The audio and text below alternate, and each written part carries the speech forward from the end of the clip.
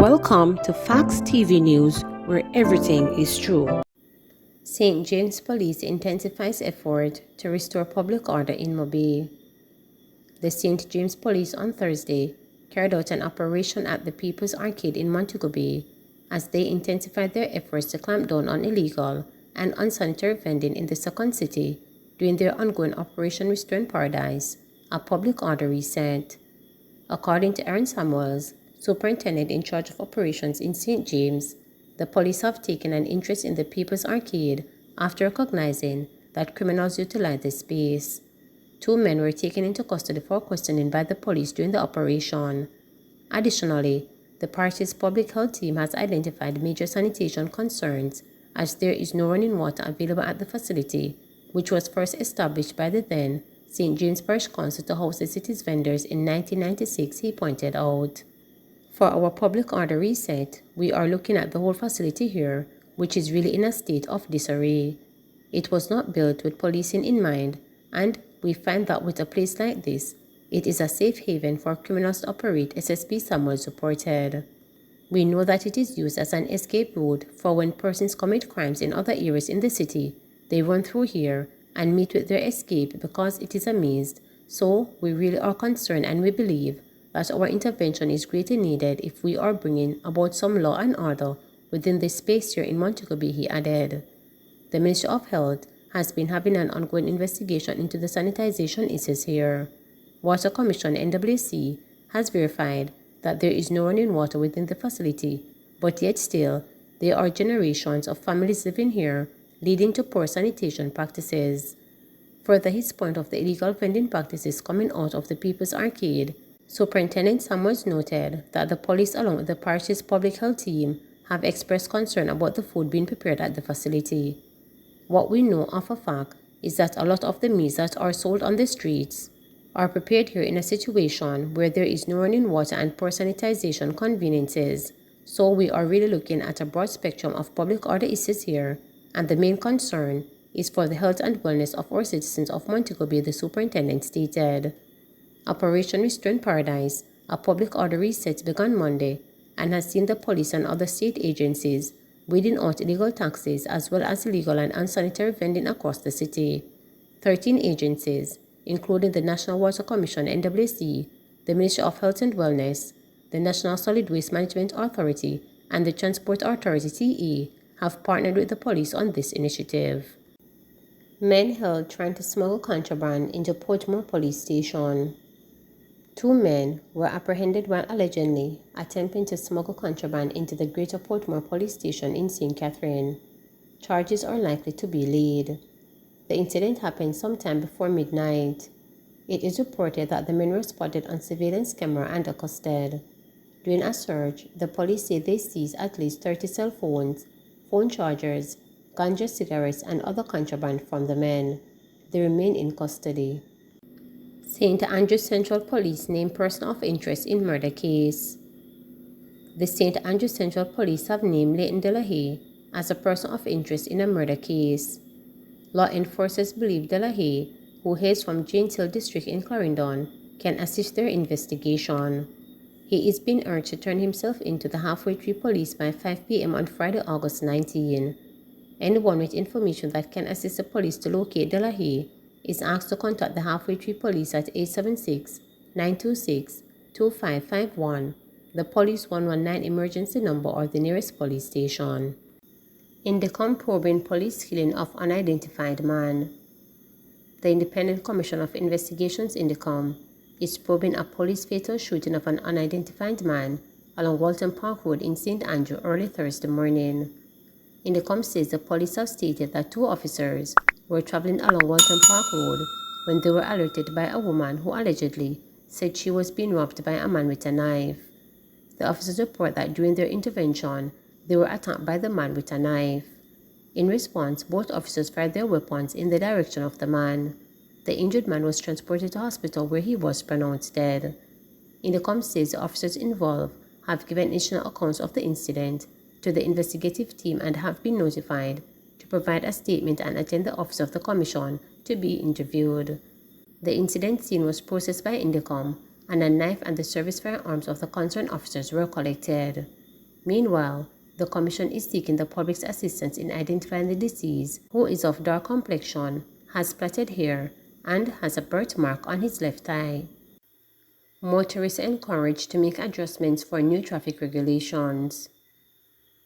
The Jamaica Constabulary Force (JCF) is encouraging motorists to begin making early adjustments to the requirements under the new regulations of the Traffic Act 2018.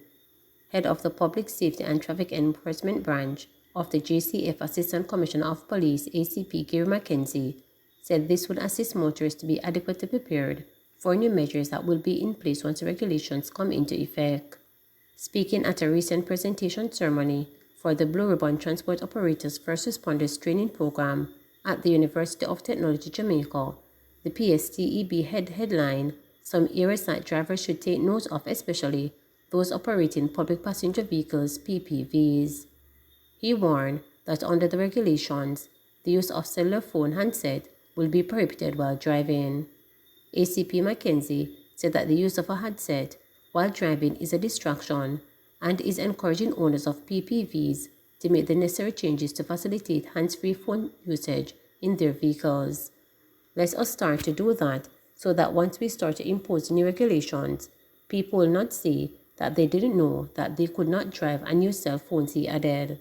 Another change that ACP Mackenzie pointed out is that motor vehicle owners are going to be held responsible for infractions, especially when the electric enforcement apparatus starts to work. Start to speak to your drivers because you will find that as owners, you are going to feel the brunt of it, Mackenzie emphasized. The PSTEB head also highlighted an area which he said has been a sore point over the years, that is motor vehicle seizures, adding that the JCF has tried to work with members of the transport sector to ensure conformity. He pointed out that under the current Road Traffic Act, vehicles are not being seized for insurance. However, that will not be the case under the new regulations because insurance is a very important thing. ACP Mackenzie cited the example of pedestrian being carelessly hit down and meant for life by an uninsured vehicle, resulting in the victim having to fend for him or herself under circumstances which would have been no fault of their own. So I am very happy that the authorities have seen it fit to remove those vehicles from the roadways, and it is very important that we take these things into consideration as we go forward, the PSTEBD head noted. He added that there are many more changes that will come with the new regulations and that these will be communicated from time to time.